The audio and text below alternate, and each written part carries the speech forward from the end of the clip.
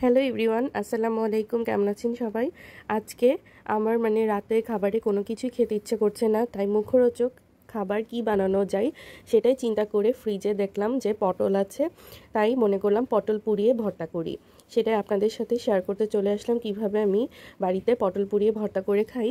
এই ভর্তাটা অনেকে খেতে জানেন, অনেকে আবার জানেন না যে পটল ও বেগুনের মতো এভাবে করে পুড়িয়ে কিন্তু খুব সুস্বাদু ভর্তা বানানো যায়। আর এই পটল ভর্তা দিয়ে আপনি 1 প্লেট ভাত অনায়াসে খেয়ে ফেলতে পারবেন।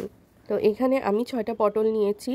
এরপরে আমি পটলগুলোকে চাকুর সাহায্যে এভাবে কাচিয়ে নিতে হবে। আপনি যদি এভাবে হালকা হালকা করে কেটে না নেন, তাহলে কিন্তু যদি ওই আস্ত পটলটা পোড়াতে যান তখন কিন্তু পটলটা বাস্ট করতে পারে আগুনের উপর দিলে। তাই অবশ্যই পটলটা কাচিয়ে নেবেন।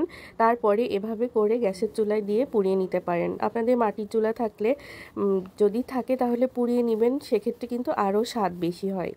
তো আমরা গ্যাসের চুলাই পুড়িয়ে নিয়েছি। মাটির চুলা আর কোথায় পাবো বলেন, এই ফ্ল্যাট বাসায় সম্ভব না। তো যাই হোক, এভাবে পোড়ানোর পরে আমি খোসাটা ছাড়িয়ে নিচ্ছি। পোড়া অংশটা দেখবেন যে উঠে আসছে পটলের গা থেকে। অনেক বেশি ছাড়ানো লাগবে না, জাস্ট এভাবে হালকা হালকা করে আপনি খোসাটা ছিলে নেবেন, ভেতরে নরম অংশটা নেবেন। আর আমি কিছু কাঁচামরিচও পুড়িয়ে নিয়েছিলাম আগুনে। ঠিক একইভাবে কাঁচামরিচ পুড়িয়েও কিন্তু ভর্তা করলে অনেক বেশি স্বাদ হয় কাঁচামরিচ দেওয়ার থেকে।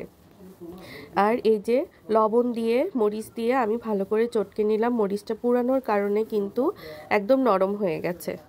এরপরে কাঁচামরিচ চটকানো হয়ে গেলে আমি পেঁয়াজ কুচি করে রাখছিলাম, সেইটা দিয়ে আমি চটকিয়ে নিলাম ভালোভাবে। এরপরে আমি সরিষার তেল দিয়ে দিলাম এতে। সরিষার তেল দিয়ে পেঁয়াজ মরিচটা আরও কিছুক্ষণ মাখিয়ে এরপরে পটলগুলো নিয়ে ভালো করে চটকে মেখে নিতে হবে। আমার তো এখনও লোভ লাগছে বলতে গেলে। এই ভর্তাটা এত বেশি মজা হয়েছিল, কি বলবো, নিজের বানানো ভর্তা খেয়ে নিজেই ফিদা হয়ে গেছি। তো এই তো ভর্তাটা একদম তৈরি। ভালোভাবে চটকে নিয়ে পেঁয়াজ মরিচ তেলের সাথে মাখিয়ে নিয়েছি। এখন জাস্ট গরম ভাত নিয়ে ভর্তা দিয়ে খেয়ে ফেলবো। আমার তো যে কোনো রকম ভর্তা খুব ভালো লাগে, সকালের নাস্তায় কিংবা রাতের খাবারে। আর যদি সেটা হয় পোড়া পটল বা পোড়া বেগুন, যে কোনো কিছুর ভর্তা, তাহলে তো আর কোনো কথাই নেই। এই যে গরম ভাত নিয়ে আমি বসে পড়েছি সবার আগেই। যে ভর্তা এত সুন্দর ঘ্রাণও বের হচ্ছে ভর্তার, খাঁটি সরিষার তেলে পোড়া পটলের ভর্তা। আমার আর তর্স হয়েছে না। আর এই তো এবার মাখিয়ে এবার খেয়ে নিব। অসাধারণ স্বাদ। প্রথম বাইটটা মুখে দিতে একদম স্বাদে হারিয়ে গিয়েছিলাম।